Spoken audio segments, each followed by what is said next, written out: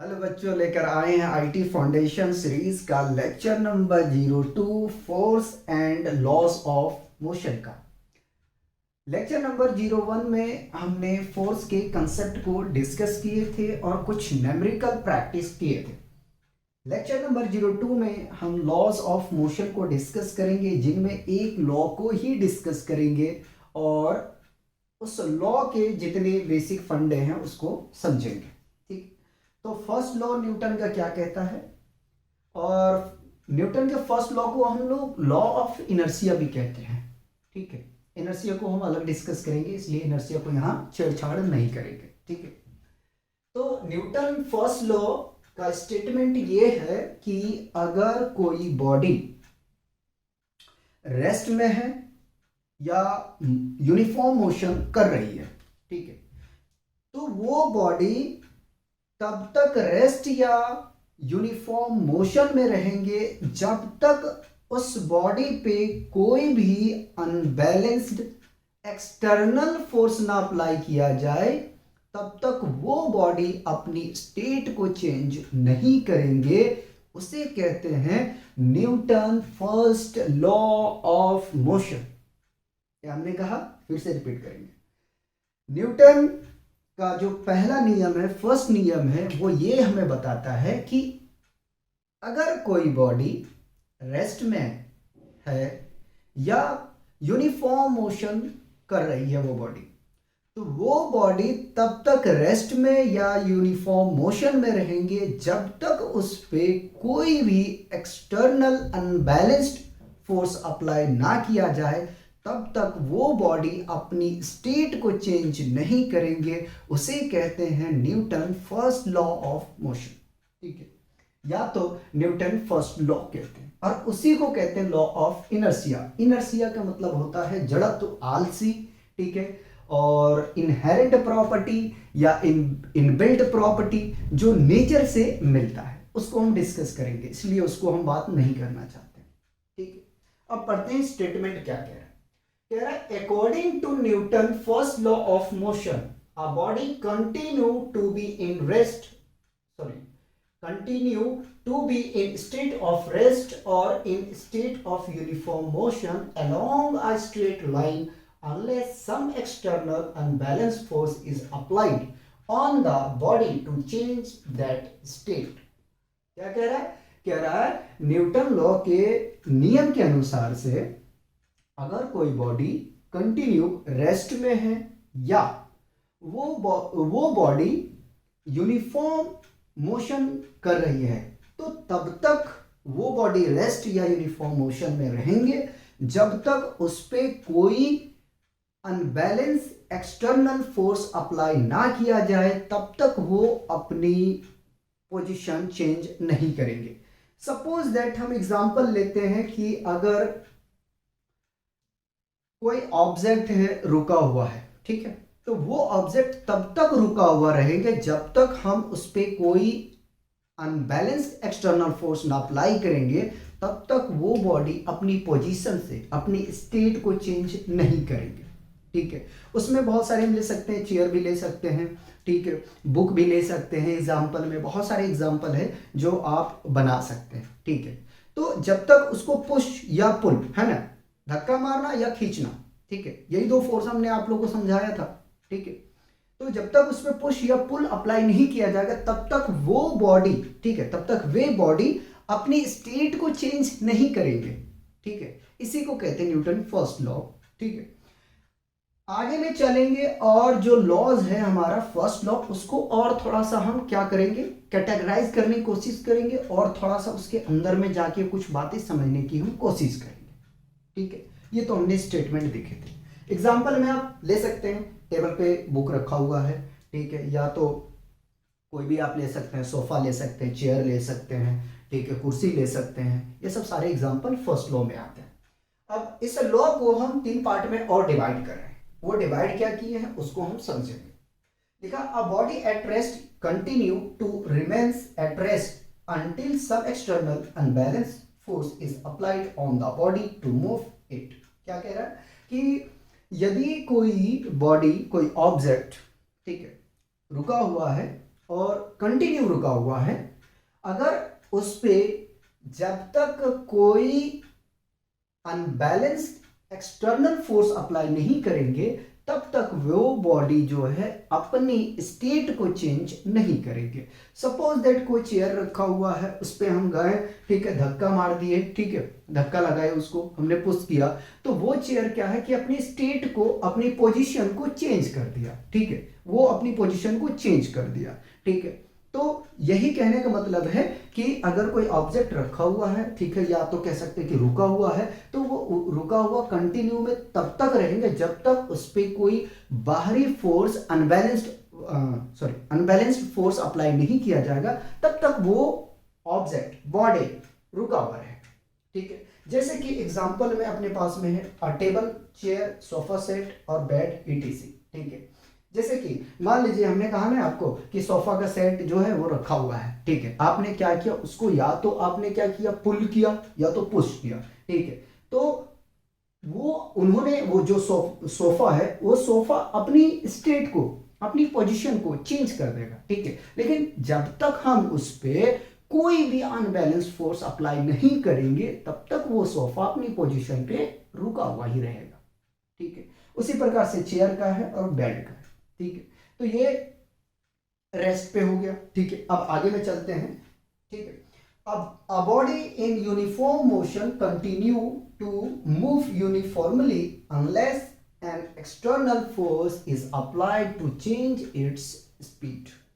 क्या कह रहा है कि अगर कोई बॉडी कंटिन्यू मूव कर रहा है, ठीक है, और जब तक हम उस पे कोई अनबैलेंस्ड एक्सटर्नल फोर्स अप्लाई ना करें, ठीक है, या ना करते हैं, तब तक वे बॉडी कंटिन्यू जो है वो यूनिफॉर्म मोशन में रहेंगे। लेकिन जैसे ही हम उस पर कोई unbalanced force, external unbalanced force apply कर देते हैं तो उस बॉडी का, उस ऑब्जेक्ट का जो स्पीड है वो चेंज हो जाता है। समझाने के लिए हम एग्जांपल लेंगे। सपोज दैट कोई साइकिल को चला रहा है, ठीक, और यूनिफॉर्म स्पीड में चल रहा है, हमने पीछे से गया, उसको क्या किया कि धक्का लगाया, तो जो साइकिल का स्पीड है, पहले मान लो कि अगर 5 मीटर लेते हैं, 5 मीटर प्रति सेकेंड की स्पीड से चल रही है, ठीक है। लेकिन जैसे ही हमने उसको क्या किया, धक्का लगाया, तो वो साइकिल का एक तो अनबैलेंस होगा, ठीक है, दूसरी बात है उसका जो स्पीड है वो इंक्रीज हो जाएगा, ठीक है, तो वो बढ़ जाएगा। सेकेंड केस में हम ये कह सकते हैं कि कोई अगर मान लो कि साइकिलिंग कर रहा है, ठीक है, और यूनिफॉर्म स्पीड से चल रहा है, ठीक है, हमने क्या किया, पीछे से उसको खींच लिया, जब खींचेंगे तो जो उसका स्पीड होगा वो भी डिक्रीज हो जाएगा, ठीक है, यानी कि रुक जाएगा। तो यही आपका एग्जाम्पल बता रहा, कौन एग्जाम्पल में आप ले सकते हैं, जैसे देखिए एग्जाम्पल में बता रहा है, एग्जाम्पल नहीं है, ठीक है, ये हम समझ रहे हैं जब कोई बॉडी मोशन में है, ठीक है। एग्जाम्पल में लेंगे, a ball rolling on the ground does stop after some time, ठीक है। पहले एक बार और समझा देते हैं, फिर एग्जाम्पल समझाएंगे। अच्छा, सेकेंड न्यूटन लॉ को अगर हम इसके पार्ट को कैटेगराइज करेंगे तो ये है कि अगर कोई ऑब्जेक्ट, ठीक है, कंटिन्यू मूव कर रहा है यूनिफॉर्मली मोशन में, ठीक है, तो तब तक वो मूव करेगा जब तक उस पर कोई अनबैलेंस एक्सटर्नल फोर्स अप्लाई ना किया जाए, ठीक है, तब तक वो कंटिन्यू मूव करते रहेगा। लेकिन जैसे उस पर कोई अनबैलेंस एक्सटर्नल फोर्स अप्लाई किया जाएगा तो उसका जो स्पीड है या तो इंक्रीज हो जाएगा या तो डिक्रीज हो जाएगा। डिपेंड करता है कि जो फोर्स अप्लाई हुआ है वो पुश हुआ है या पुल हुआ है, ठीक है। यहाँ दोनों कैसे याद रखना, दोनों केस जो भाई वो दिमाग में रखना, ठीक है। अगर पुश किया तो उसका स्पीड बढ़ेगा, ठीक है, और अगर पुल किया तो उसका स्पीड घटेगा, ठीक है। अब यहाँ पे हम समझते हैं, एग्जाम्पल हमने एक कॉपी करके रखा, हमने क्या किया कि हमने सरफेस पे बॉल को रोल कर दिया। क्या किया, बॉल है हमारे पास में, इस बॉल को अगर मान लो कि हमने क्या किया, रोलिंग कर दिया, ठीक है, बॉल को रोल कर दिया, तो कुछ समय के बाद में ये बॉल जो है वो रुक जाएगी। क्यों रुकेगी, उसके पीछे कारण क्या है, तो इसके पीछे कारण यही है कि उसमें एयर का फ्रिक्शन लगेगा जो अपोज करेगा इसके मोशन को, ठीक है, इसके मोशन को क्या करेंगे, अपोज करेंगे। इस पे फ्रिक्शन अप्लाई करेगा, कौन करेगा, फ्लोर करेगा, ठीक है, ग्राउंड करेगा इसके ऊपर में, तो ये कुछ समय के बाद में ये बॉल रुक जाएगी। ठीक है, और एग्जांपल लेते हैं।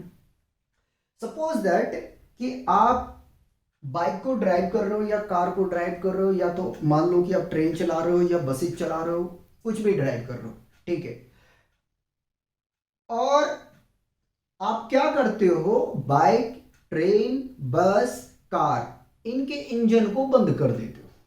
क्या करते हो, इंजन को बंद कर देते हो जब ये मोशन में है। ठीक है, आपने क्लोज कर दिया। ठीक है, स्विच ऑफ, क्लोज ना कहें, स्विच ऑफ कर दी। ठीक है, स्विच ऑफ जब आप कर दिए, इसके इंजन को बंद हो गया। ठीक है, तो कुछ समय के बाद में गाड़ी क्या होगी, रुक जाएगी। ठीक है, कुछ समय के बाद में गाड़ी क्या होगी, रुक जाएगी। ठीक है, जिस तरीके से हमने बॉल को रोल कर दिया, तो कुछ समय के बाद में ये बॉल रुक जाएगी।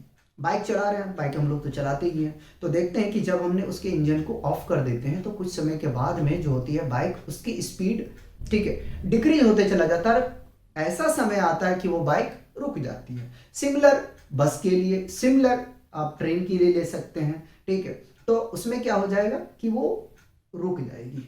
ठीक है, इसीलिए बॉडी हम लोग कहते हैं, ऑब्जेक्ट कहते हैं, उसमें सारे जो होता है वो आ जाता है। ठीक है, एक एग्जांपल और आप ले लेंगे। ठीक है, हमने कहा कि अगर आप मान लो कि बाइक चला रहे हो या कार, उसके इंजन को बंद कर दिया, तो कुछ समय के बाद में वो क्या होगा, रुक जाएगा। ठीक है, आगे भी चलते हैं और थर्ड हम केस को डिस्कस करते हैं।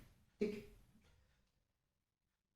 a body moving along a straight line with continue to move along the same straight line unless an external force is applied on the body to change its direction of motion।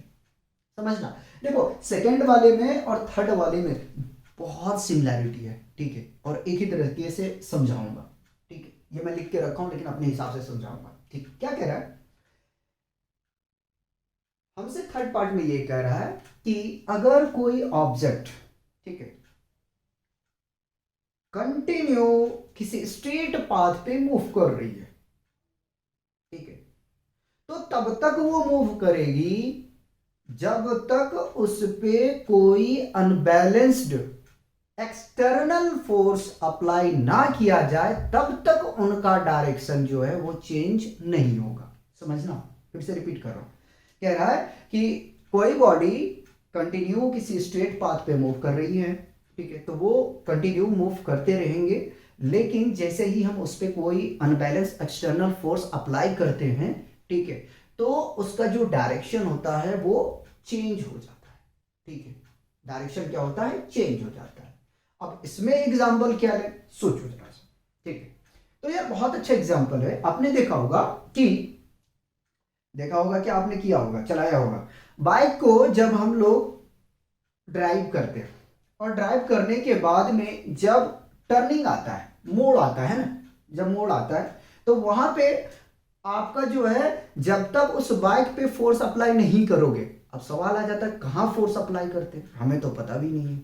ठीक है यार, जब bending करते हो, गाड़ी को मोड़ते हो, तो आप क्या करते हो, आप ब्रेकिंग अप्लाई करते हो, हैंडल के ऊपर में फोर्स अप्लाई करते हो। अप्लाई करने के बाद में आप क्या करते हो, उनका रोटेशन होता है। ठीक है, तो आपने क्या किया, एक एक्सटर्नल फोर्स अप्लाई कर दिए। ठीक है, बाइक के ऊपर में क्या किया आपने, फोर्स अप्लाई कर दिए। उसके बाद में जो आपकी बाइक है वो टर्निंग में मूव कर गया, यानी मुड़ गया। ठीक, आगे में सिमिलर और हम ले सकते हैं कि अगर हमने कार ड्राइव कर रहे हैं, ठीक है, हम कार को ड्राइव कर रहे हैं तो स्ट्रेट लाइन में चल रहे हैं, लेकिन जहां पे हमें मुड़ना है, ठीक है, हमें राउंडिंग लेना है, तो हम क्या करेंगे, उस वक्त हम स्प्रिंग और ब्रेकिंग अप्लाई जो करेंगे, ठीक है, ब्रेक अप्लाई करेंगे, तो वो फोर्स होगा किसमें आप अप्लाई करेंगे, आप स्ट्रिंग पे अप्लाई करेंगे फोर्स। ठीक है, और स्ट्रिंग पे जब अप्लाई करोगे तो उसके व्हील के ऊपर में क्या होगा कि एक फोर्स क्रिएट होगा। ठीक है, और वो क्या हो जाएगा, उस बैंकिंग रोड पे, अगर बैंकिंग पे चला रहे हैं, ऐसी क्लास 11th में पढ़ेंगे, बैंकिंग रोड पे जो गाड़ी मूव करता है वहां पे सेंट्रीपिटल फोर्स आता है, तो वहां पे आप उसको देखेंगे, ऐसे ही हम डिस्कस करेंगे उसको। तो जब हम कार में क्या करते हैं, कार में की स्ट्रिंग पे हम फोर्स अप्लाई करते हैं, तो उनकी वजह से जो होता है वो व्हील यानी पहिए में जो होता है वो एक तरह का फोर्स लगता है, और वो क्या हो जाता है, मूव कर जाता है। ठीक है, तो अगर बताओ इन तीनों में जो इनके कैटेगराइज हमने किया, अगर इसमें किसी तरह का प्रॉब्लम है तो बताओ। ठीक है, अब हम इसको शॉर्ट में समझा देते हैं। ठीक है, न्यूटन फर्स्ट लॉ का स्टेटमेंट क्या था? तो फर्स्ट लॉ का स्टेटमेंट ये था कि अगर कोई बॉडी रेस्ट या मोशन में है तो तब तक वो मोशन या रेस्ट में बने रहेंगे जब तक उस पर कोई अनबैलेंस्ड एक्सटर्नल फोर्स अप्लाई ना किया जाए, तब तक वो रेस्ट और यूनिफॉर्म मोशन में बने रहेंगे। ठीक है, जैसे कि कोई चेयर ले लो, सोफा सेट ले लो, टेबल ले लो, बेंच ले लो, बुक ले लो, सब ये क्या है? रेस्ट में है। इस पे जैसे एक्सटर्नल फोर्स आप अप्लाई करेंगे तो ये अपनी स्टेट को चेंज कर देंगे। फिर हमने न्यूटन के फर्स्ट लॉ को 3 और पार्ट में डिवाइड कर दिया। ठीक है, कि अगर कोई ऑब्जेक्ट कंटिन्यू रेस्ट में है तो तब तक वो रेस्ट में रहेंगे जब तक उस पर कोई बाहरी फोर्स, ठीक है, अनबैलेंस फोर्स अप्लाई ना किया जाए, तब तक वो रेस्ट में रहेंगे। सेकेंड हमने ये पढ़ा कि अगर कोई बॉडी कंटिन्यू मोशन कर रही है तो तब तक मोशन करते रहेंगे जब तक उस पर कोई अनबैलेंस एक्सटर्नल फोर्स अप्लाई ना किया जाए, तब तक वो कंटिन्यू मोशन में रहेंगे। लेकिन जैसे ही कोई अनबैलेंस एक्सटर्नल फोर्स अप्लाई कर देंगे तो उसका जो स्पीड है वो या तो इंक्रीमेंट होंगे या तो डिक्रीमेंट होंगे। डिपेंड करता है कि फोर्स किस डायरेक्शन में अप्लाई किया गया, पुश किया गया है या पुल किया गया है। ठीक है, थर्ड केस में हमने पढ़ा है कि अगर कोई बॉडी स्ट्रेट लाइन में मूव कर रही है, ठीक है, तो तब तक वो कंटिन्यू मूव करेंगे उस स्ट्रेट पाथ पे जब तक उस पे कोई एक्सटर्नल फोर्स अप्लाई ना किया जाए। लेकिन जैसे ही उस पे कोई एक्सटर्नल अनबैलेंस फोर्स अप्लाई किए जाएंगे तो उसका जो डायरेक्शन है वो चेंज हो जाएगा। जैसे एग्जांपल में हमने यहां से लिया था कि कार का बाइक कर लिए थे कि बाइक पे हम लोग क्या करते हैं, उसके हैंडल के ऊपर फोर्स अप्लाई करते हैं, ठीक है, हल्का सा ब्रेकिंग करते हैं, उसके बाद में वो बेंडिंग हो जाता है। ठीक है, तो बताओ इन तीनों में और फर्स्ट लॉ में अगर कोई प्रॉब्लम है तो, अगर प्रॉब्लम नहीं है तो हम इनर्शिया की बात करेंगे। ठीक है, इनर्शिया की बात करेंगे। अगर प्रॉब्लम नहीं है तो कॉपी किया जाए, उसके बाद में हम डिस्कस करते हैं इनर्शिया। अब डिस्कस करते हैं इनर्शिया। इनर्शिया क्या होता है? तो इनर्शिया किसी भी मटेरियल का इनहेरेंट प्रॉपर्टी होता है, इनबिल्ट प्रॉपर्टी होता है, जो नेचर की तरफ से उनको मिलता है। अगर और आसान करें तो इनर्शिया का मतलब होता है जड़त्व। ठीक है, हिंदी में कहते हैं जड़त्व। ठीक है, जड़त्व। और अगर आसान करूं तो आलस, है ना, जैसे हम लोग होते हैं तो हम लोग भी आलसी हैं, तो ये इनबिल्ट प्रॉपर्टी है, नेचर में हमें दिया है। ठीक है, आलसी क्या है? इनबिल्ट प्रॉपर्टी है।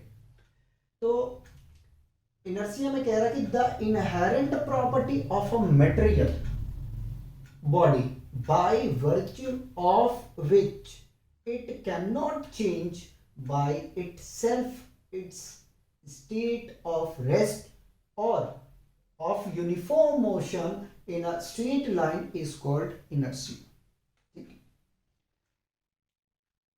कह रहा है कि इनर्शिया एक इनहेरेंट प्रॉपर्टी होता है किसी भी मटेरियल का जो ना तो वो खुद को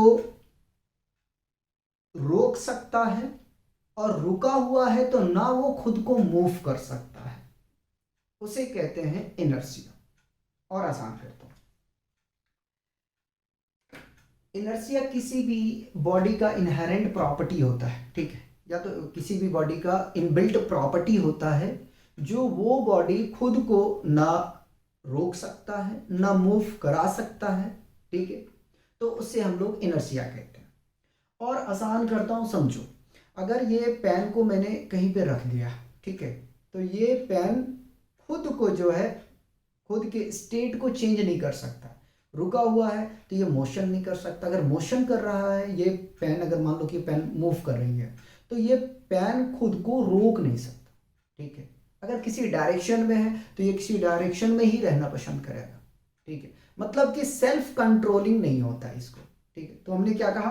हमने कहा कि इनर्शिया जो होता है किसी भी मटेरियल का इनहेरेंट प्रॉपर्टी होता है, इनबिल्ट प्रॉपर्टी होता है। ठीक है, उसके अंदर की प्रॉपर्टी होता है जो जो खुद को अगर रेस्ट में है तो वो मोशन में चेंज नहीं कर सकते, अगर मोशन में है तो खुद को रेस्ट में नहीं कर सकते हैं, या किसी डायरेक्शन में है तो वो डायरेक्शन को चेंज नहीं कर सकता है, उसे हम लोग इनर्शिया कहते हैं। ठीक है, क्या कहते हैं? इनर्शिया कहते हैं। ठीक है, इनर्शिया आपके 3 टाइप्स के होते हैं, inertia of rest, inertia of motion और इनर्शिया ऑफ डायरेक्शन। ठीक है, एक एक करके सबको समझेंगे। ठीक है, और डिटेल्स में समझेंगे, कोई इसमें दुविधा नहीं रहना चाहिए। ठीक है, और अगर आपको इनहेरेंट प्रॉपर्टी या इनबिल्ट प्रॉपर्टी नहीं समझ में आ रहा तो मैं बताऊं, देखो हम लोग के अंदर में जो आलसीपन होता है ना, तो वो नेचर ने दिया है। ठीक है, वो हमारे इनबिल्ट प्रॉपर्टी है। और आसान करता हूँ समझाने के लिए, जैसे कि सपोज दैट अगर मान लो कि टमाटर है, तो टमाटर जो खट्टा है, ठीक है, खट्टा है तो उसका इनबिल्ट प्रॉपर्टी है। ठीक है, कुछ समय के लिए समझो कि वो इनर्शिया की वजह से है। ठीक है, उसका इनबिल्ट प्रॉपर्टी, इनहेरेंट प्रॉपर्टी है कि वो खट्टा है। अगर मिर्च की देखा जाए तो मिर्च वो क्या है? तीखा है, तो उसका क्या है? इनबिल्ट प्रॉपर्टी है कि वो तीखा है। ठीक है, समझ में आ रहा है या नहीं आ रहा है? जैसे शुगर है तो वो मीठा है। ठीक है, तो उसका इनबिल्ट प्रॉपर्टी है, ठीक है, कि वो मीठा है। उसी तरीके से किसी भी मटेरियल का जो होता है वो अपना अपना इनर्शिया होता है। ठीक है, और इनर्शिया के अपने अपने अलग अलग इंपैक्ट होते हैं। ठीक है, समझ में आ रहा नहीं? अब हम समझते हैं कि इनर्शिया ऑफ रेस्ट क्या होता है, इनर्शिया ऑफ मोशन क्या होता है, इनर्शिया ऑफ डायरेक्शन क्या होता है। तो आसान भाषा में समझाएं तो हम ये कहेंगे कि इनर्शिया ऑफ रेस्ट तब डिफाइन करते हैं अगर कोई बॉडी रेस्ट में है और कंटिन्यू रेस्ट में ही रहे, तो उसे हम कहते हैं इनर्शिया ऑफ रेस्ट। क्या मैंने कहा? कि अगर कोई बॉडी रेस्ट पोजीशन पे है और वो अपनी पोजीशन को बनाए रखे, तो उसे हम लोग कहते हैं इनर्शिया ऑफ रेस्ट। ठीक है, क्या कहते हैं? Inertia of rest. कह रहा था tendency of a body to remain in its position of rest is called inertia of rest. ठीक है, कि अगर कोई बॉडी रेस्ट में है और अपनी पोजीशन वो रेस्ट में बनाए रखता है या बनाए रख रहे हैं, तो उसे हम लोग कहते हैं इनर्शिया ऑफ रेस्ट। ठीक है, इनर्शिया का मतलब जो खुद को ना चेंज कर पाना, अगर रुका हुआ है तो रुका हुआ ही रहेगा, वो खुद को मूव नहीं करा सकता है। ठीक है, और अगर मूव कर रहा है तो वो खुद को रोक नहीं सकता है, अगर किसी डायरेक्शन में तो अपनी डायरेक्शन को चेंज नहीं कर सकता है। ठीक है, वही इन तीनों को मैंने इसीलिए लिख के रखा है। इनर्शिया ऑफ मोशन का मैंने सेकंड बता दिया, इनर्शिया ऑफ डायरेक्शन का बता दिया, लेकिन हमें आराम आराम से समझना है। अब आ जाते हैं इनर्शिया ऑफ रेस्ट का, बहुत प्यारा एग्जाम्पल है, उसको हम समझते हैं। ठीक है, तो पहला एग्जाम्पल हमने लिखा है इनर्शिया ऑफ रेस्ट का। A person standing in a bus falls backward when the bus suddenly start moving forward.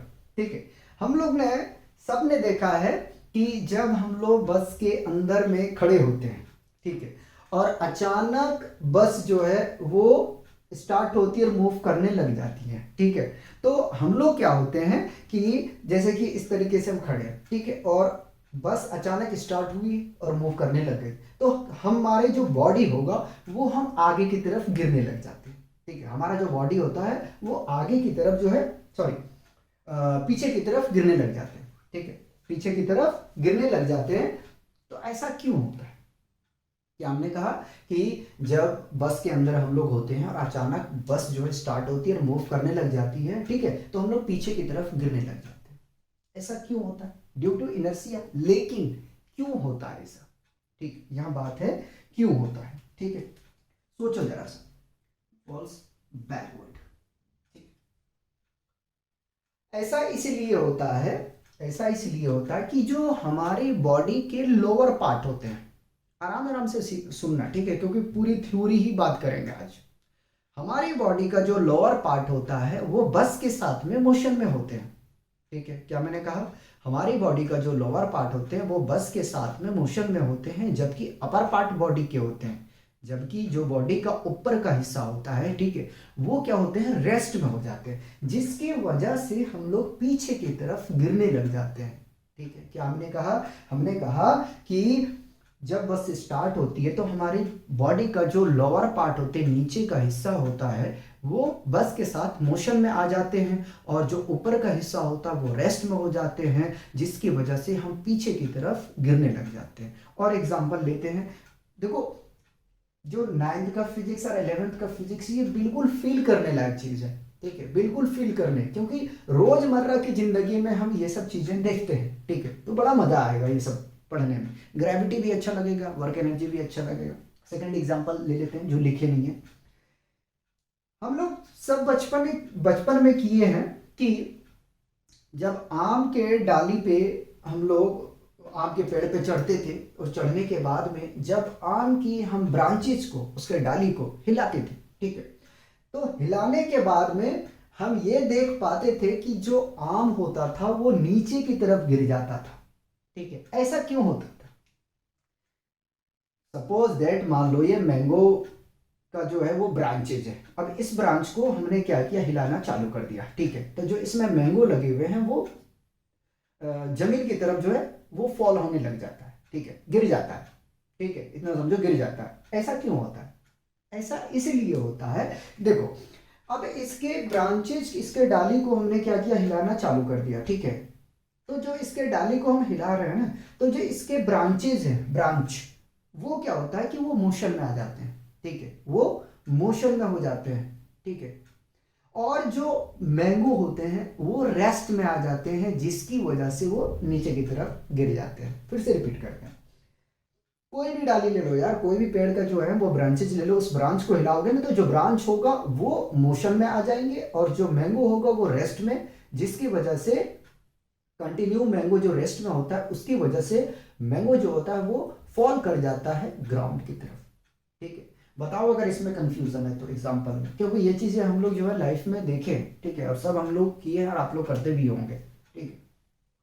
बताओ अगर कोई कंफ्यूजन है इन दोनों में, अगर नहीं है तो हम आगे की तरफ चलेंगे और नेक्स्ट समझाएंगे, ठीक है, नेक्स्ट समझाएंगे, ठीक है। मेरे हिसाब से दोनों एग्जाम्पल में प्रॉब्लम नहीं आएगा, क्योंकि हम लोग रोज देखते हैं इस सब चीज़ों को, रोज नहीं तो कभी कभी कभी कभी नहीं, सीजनेबल, ठीक है। इसी तरीके से समझ लो यार, जामुन का पेड़ है, जामुन के पेड़ को क्या करते हो आप, जामुन के पेड़ पे चढ़ते हो, उसके डाली को करते हो आप, हिलाते हो, तो डाली जो होता है उसका ब्रांचेज जो होते हैं वो मोशन में आ जाते हैं, और जो आपका जामुन का जो जामुन होता लगे हुए होते हैं वो नीचे की तरफ फॉल कर जाते हैं, क्योंकि जो जामुन होता है वो क्या होते हैं, रेस्ट में आ जाते हैं, जिसकी वजह से वो नीचे गिरने लग जाते हैं, ठीक है। अब आगे में चलते हैं, इनर्शिया ऑफ मोशन, ठीक है। पहले मेरी भाषा समझो, अगर कोई ऑब्जेक्ट, अगर कोई ऑब्जेक्ट मोशन कर रही किसी भी स्ट्रेट लाइन में, क्या हमने कहा कि अगर कोई ऑब्जेक्ट मूव कर रही किसी स्ट्रेट पाथ पे, ठीक है, तो वो स्ट्रेट पाथ पे मूव करना ही पसंद करेगा, ठीक है, वो अपने आप को रोक नहीं सकता, उसे हम लोग कहते हैं इनर्शिया ऑफ मोशन। अब पढ़ते हैं, the tendency of a body to remains in its of motion in a straight line is called inertia of motion. अगर कोई ऑब्जेक्ट मूव कर रहा है किसी स्ट्रेट पाथ पे, तो उस स्ट्रेट पाथ पे वो मूव करते ही रहेगा, ठीक है। ऐसा क्यों? ड्यू टू इनर्शिया, उसे हम लोग क्या कहते हैं, इनर्शिया ऑफ मोशन। फिर से समझाते हैं, ठीक है। अगर कोई ऑब्जेक्ट किसी स्ट्रेट पाथ पे मूव कर रही है, ठीक है, तो वो ऑब्जेक्ट अपने आप को रोक नहीं सकती है, ठीक है, ना ही डायरेक्शन को चेंज कर सकती है, तो उसको हम लोग कहते हैं क्या, इनर्शिया ऑफ मोशन, ठीक है। मतलब कि वो कंटिन्यू मोशन में ही चलते रहेगा, ठीक है, डिस्टरबेंस जब तक हम उसको ना करेंगे तो वो कंटिन्यू चलते रहेगा। ऐसा क्यों होगा? ऐसा इसलिए होगा क्योंकि इनर्शिया की वजह से, ठीक है। इनर्शिया में किसी तरह का डिस्टरबेंस पसंद नहीं है। जैसे होता है ना कि हम लोग अगर कोई काम कर रहे हैं तो हमें डिस्टर्ब करता है तो हम लोग गुस्सा हो जाते हैं, ठीक है। उसी तरीके से तो ऐसा क्यों होता है, ये इनर्शिया की वजह से होता है, ठीक है। जो हमारे पास में प्रॉपर्टी कोई डिस्टरबेंस नहीं चाहता, तो वही कह रहा है कि इनर्शिया ऑफ मोशन हम तब डिफाइन करते हैं अगर कोई ऑब्जेक्ट किसी स्ट्रेट पाथ पे मूव कर रही है तो वो ऑब्जेक्ट मूव करना ही पसंद करेगा, उसे हम कहते हैं इनर्शिया ऑफ मोशन, ठीक है। क्या कहते हैं? Inertia of motion. हम एग्जांपल समझते हैं और मजा आएगा, ठीक है, क्योंकि एग्जांपल वही है जो हम लोग जानते हैं और देखे हुए हैं, ठीक है। तो बहुत आसानी से समझ में आएगा। कह रहा कि when a moving bus suddenly stop, a person sitting in it falls backward. ठीक है, समझना भाई, समझना। क्या कह रहा है कि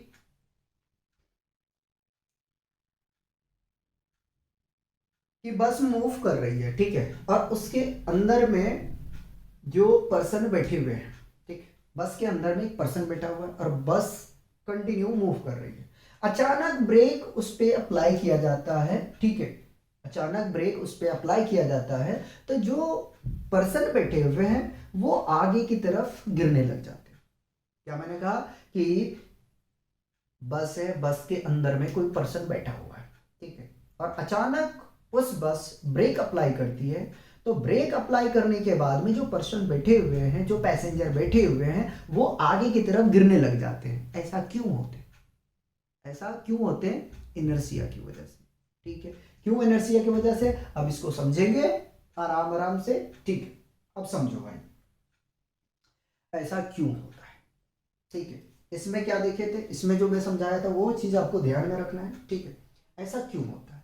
देखो, जब बस कंटिन्यू मूव कर रही है, ठीक है, और जो उसमें पैसेंजर बैठे हुए हैं, ठीक है, और अचानक अगर ब्रेक अप्लाई किया जाता है बस में, तो जो पैसेंजर बैठा हुआ है वो आगे की तरफ फॉल करने लग जाएंगे। ऐसा इसलिए होता है कि जो अपर का पार्ट होता है, क्या हमने कहा कि जो अपर का पार्ट होता है वो बस के साथ में मोशन में हो जाते हैं। ठीक है, क्या हमने कहा? जो अपर बॉडी का पार्ट होता है वो बस के साथ मोशन हो जाते हैं, मोशन में आ जाते हैं, और जो लोअर पार्ट होते हैं वो रेस्ट में कंटिन्यू या रिमेंस जो है वो रेस्ट में रहता है, जिसकी वजह से हम आगे की तरफ गिरने लग जाते हैं। समझो, पहले हमने रेस्ट में क्या समझा था? रेस्ट में हमने ये समझा था कि जो पीछे की तरफ खड़े इंसान होते हैं वो पीछे की तरफ इसलिए गिरने लग जाते हैं क्योंकि जो उसका लोअर पार्ट होता है वो बस के साथ में मोशन में आ जाते हैं, और अपर पार्ट होता है वो रेस्ट में आ जाता है, जिसकी वजह से हम पीछे की तरफ गिरने लग जाते हैं।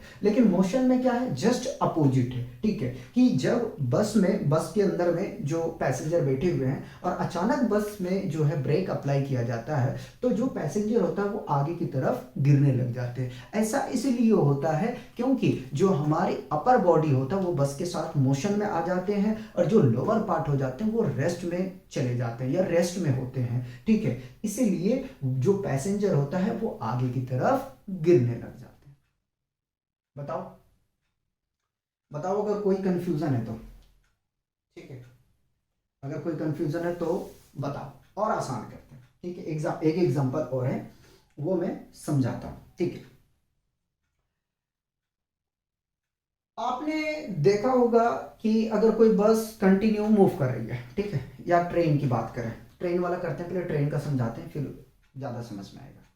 ठीक है, आपने देखा होगा कि ट्रेन जब प्लेटफॉर्म से स्टार्ट हो जाती है और चलने लगती है, तो जो उसमें बेचने वाले होते हैं, पानी पानी वाले हो या तो चाय वाले हो या समोसे वाले हो, जो भी हो, ठीक है, बेचने वाले होते हैं, तो जब ट्रेन मूव करने लग जाती है तो वो उतरते हैं, तो आपने देखा होगा कि वो ट्रेन के साथ में कंटिन्यू क्या करते हैं? रन करते हैं। ठीक है, अगर वो रन नहीं करेगा ना, अगर वो रन नहीं करेगा तो वो गिरेगा। ठीक है, गिरेगा किधर? आगे की तरफ, मुंह के बल गिरेगा। ठीक है, ऐसा क्यों होगा? ऐसा इसलिए होगा कि जो उनका नीचे का हिस्सा होगा, यानी कि जो बॉडी का लोअर पार्ट होगा वो रेस्ट में आ जाएंगे, और जो अपर बॉडी का पार्ट होगा वो मोशन में आ जाएंगे ट्रेन के साथ में, जिसकी वजह से वो गिरेगा मुंह के बल। ठीक है, तो शकल का जो है ना वो ज्योग्राफिया चेंज हो जाएंगे। ठीक है, तो उनका शकल बिगड़ जाएगा। ठीक, या तो और एक एग्जांपल हम समझाते हैं कि अगर मान लो कि ट्रेन चल रही है, अचानक किसी ने कूद दिया, ठीक है, कूदा, तो भी वो गिरेंगे मुंह के बल से। इसलिए गिरेंगे कि उनका अपर जो बॉडी होगा, अपर, वो वो जो है ट्रेन के साथ में मोशन में होगा। ठीक है, और जो उसका लोअर पार्ट होगा वो रेस्ट में आ जाएगा, जिसकी वजह से वो आगे की तरफ गिरेंगे। ठीक है, या तो और समझो, और एग्जांपल लो।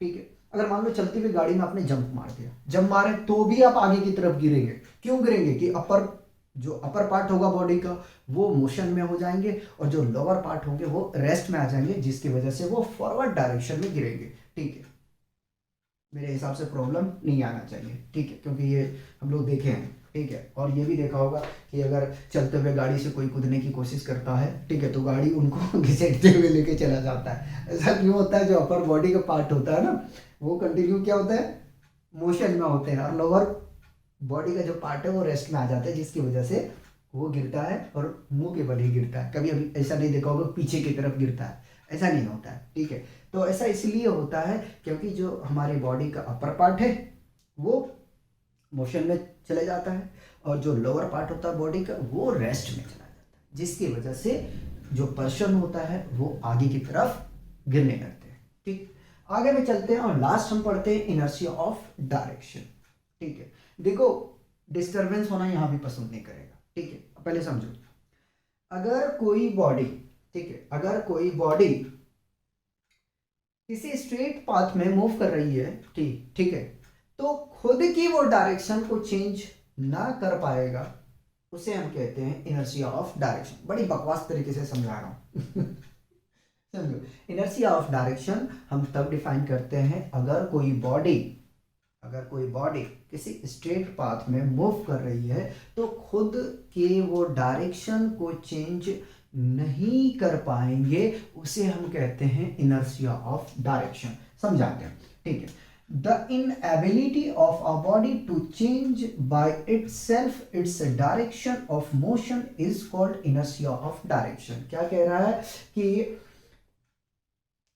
अगर बॉडी कोई मूव कर रही है तो उसके पास में ये एबिलिटी नहीं होता है कि वो अपनी मोशन का जो डायरेक्शन है वो चेंज कर पाए, उसे हम कहते हैं इनर्शिया ऑफ डायरेक्शन। लास्ट समझाऊं। ठीक है, इनर्शिया ऑफ डायरेक्शन किसी भी बॉडी का हम तब डिफाइन करते हैं यदि कोई बॉडी किसी स्ट्रेट पाथ पे मूव कर रही है और वो अपनी डायरेक्शन को चेंज नहीं कर सकता है, उसे हम कहते हैं इनर्शिया ऑफ डायरेक्शन। जैसे कि हम लोग समझे कि इनर्शिया जो खुद को चेंज ना कर सके, है ना, सिंपल सी बात है, सिंपल सी भाषा में कि इनर्शिया का मतलब कि खुद को चेंज नहीं कर सकता। अगर वो रुका हुआ है तो रुका हुआ ही रहना चाहेगा, अगर वो चल रही है, मूव कर रही है, तो मूव करते ही रहेगा। ठीक है, और अगर वो किसी डायरेक्शन में है तो वो उसी डायरेक्शन में रहेगा और आने की अपनी डायरेक्शन को वो चेंज नहीं कर सकता है। ठीक है, तो जो ऑब्जेक्ट अपनी डायरेक्शन को चेंज नहीं कर सकता है उसे हम कहेंगे इनर्शिया ऑफ डायरेक्शन। ठीक है, अब इसके एग्जांपल समझते हैं। ठीक है, इसका एग्जांपल ये भी है, आसान तरीके से समझेंगे। लिखा है when a bus take sharp turn a person sitting in the bus, ठीक है, experiences a force acting away from the centre of the curve path. हम लोग ने देखे ये हैं कि जब बस किसी टर्निंग पॉइंट पे मूव करती है, ठीक है, तो हम लोग एक तरह का फोर्स महसूस करते हैं। सपोज दैट हमने इस तरीके से पकड़ के रखा है, ठीक है, क्या करके रखा है, पकड़ के रखा है और बैठे हुए हैं। अब समझिएगा, ये पकड़ करके रखा, बस यूं करके टर्निंग लेगा तो इसमें क्या होगा कि अगर इधर मूव कर रहा तो हम इधर चले जाएंगे, ठीक है, अगर इधर मूव कर रहा सॉरी तो इधर हम चले जाएंगे, मूव कर जाएंगे, क्योंकि जो हमारा बॉडी होगा वो एक तरह का फोर्स एक्सपीरियंस करेगा। ठीक है, और अगर कोई व्हीकल्स इधर मूव कर रहा है तो हमारा बॉडी इधर चला जाएगा। ठीक है, ऐसा इसलिए होता है क्योंकि ड्यू टू इनर्शिया। क्यों होता है ऐसा? इनर्शिया की वजह से। अरे ऐसे समझो ना, ये भी चीज तो फील किया होगा, नहीं किया तो कोशिश करना फील करने का, कि जब कोई व्हीकल्स मूव करता है किसी शार्प टर्न पे तो आप ये देखेंगे कि जो पैसेंजर बैठे हुए होते हैं, मान लो कि दो बैठे हुए हैं, इस तरीके से हम बैठे हुए हैं, सपोज दैट मान लेना कि बैठे हुए हैं, ठीक है, अगर गाड़ी इस तरह टर्न करे तो हमारा बॉडी जो होगा, ठीक है, एक तो फोर्स तो क्रिएट होगा, ठीक है, और क्रिएट होने के बाद में हमारा बॉडी इस तरीके से दूसरी की तरफ मूव करने लग जाएंगे, और अगर गाड़ी इधर मूव हुआ तो हमारा बॉडी इधर की तरफ मूव होना स्टार्ट हो जाएंगे। ठीक है, क्योंकि वहां पे एक फोर्स महसूस करते हैं।